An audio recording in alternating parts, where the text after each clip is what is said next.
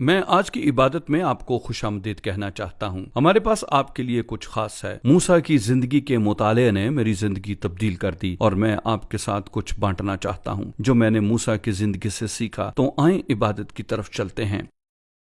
کئی سال پہلے میں نے موسیٰ کی زندگی کا مطالعہ کیا اور یہ میرے لیے تبدیلی لانے والا ہوا، کیونکہ میں نے دیکھا کہ خدا نے اس میں کس طرح کام کیا، اور میں نے دیکھا جو خدا نے کیا، اور خدا نے میرے دل میں گہرائی سے بات کی کہ وہ میری اپنی زندگی میں ایسا کام کرنا چاہتا ہے۔ اور موسیٰ کی زندگی کے متعلق چند عظیم حقائق ہیں جن سے ہم سیکھ سکتے ہیں۔ ان سچائیوں میں سے ایک جو ہمیں موسیٰ کی طرف سے ملتی ہیں، اور یہ ہر شخص کے لیے ہیں جو کبھی زندہ رہا ہے، اور یہ عظیم مرد اور خواتین خدا ہیں جو ایمان کے وسیلے سے بنائے گئے۔ بائبل عبرانیوں کے خط میں بیان کرتی ہے، باب 11 ایسا باب ہے جو عظیم مردوں اور خواتین خدا اور پرانے عہد نامے کے متعلق بات کرتا ہے کہ انہوں نے کس طرح ایمان کے وسیلے سے زندگی گزاری، اور وہ یہ کہتا ہے بغیر ایمان کے اس کو پسند آنا ناممکن ہے، اس لیے کہ خدا کے پاس آنے والوں کو ایمان لانا چاہیے کہ وہ موجود ہے اور اپنے طالبوں کو بدلا دیتا ہے۔ آپ دیکھتے ہیں سب کچھ ایمان کے وسیلے سے پورا ہوتا ہے۔ ہم ایمان کے وسیلے سے بچائے گئے ہیں، ہم ایمان سے چلتے ہیں، ہم ایمان کے وسیلے سے زندہ ہیں، سب کچھ ایمان کے وسیلے سے تکمیل پاتا ہے۔ اور عبرانیوں کے نام خط باب 11 موسیٰ کے ایمان کے متعلق بات کرتا ہے، اور ہم موسیٰ کی زندگی میں 3 چیزوں کو پاتے ہیں۔ کلام کے اس حصے میں یہ نہایت عام ہے، کیونکہ یہ کہتا ہے کہ ایمان کے وسیلے سے موسیٰ جب وہ بڑا ہوا وہ مصریوں کے ساتھ نہ رہا، لیکن اس نے بنی اسرائیل کے ساتھ رہنے کا چناؤ کیا۔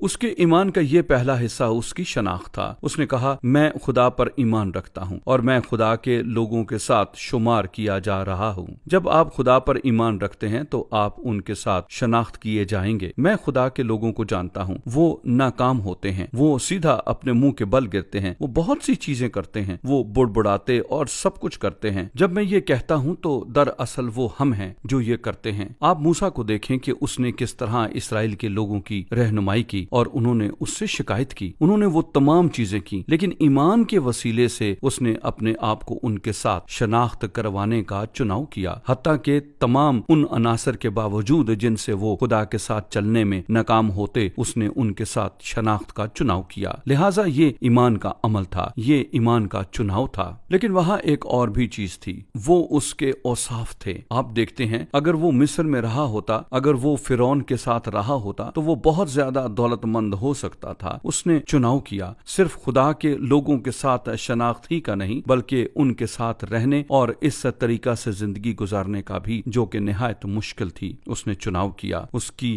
اوصاف کا ایک نظام تھا جو یہ تھا، میں ایمان رکھتا ہوں، بادشاہت کی اوصاف کا نظام۔ لیکن وہاں موسیٰ کی زندگی کے متعلق ایک آخری چیز تھی جو ہم اس کے ایمان میں دیکھتے ہیں، اور چناؤ جو اس نے کیے، اور وہ یہ تھا، اس نے دلیر ہونے کا چناؤ کیا۔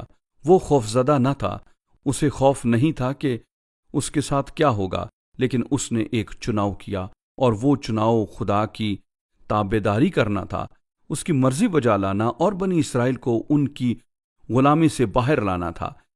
لہٰذا موسیٰ نے چناؤ کیا، وہ ایمان کے چناؤ تھے، اور آج آپ کو اور مجھے وہ ایمان کے چناؤ کرنے ہیں، لہٰذا آج ہی یہ کریں۔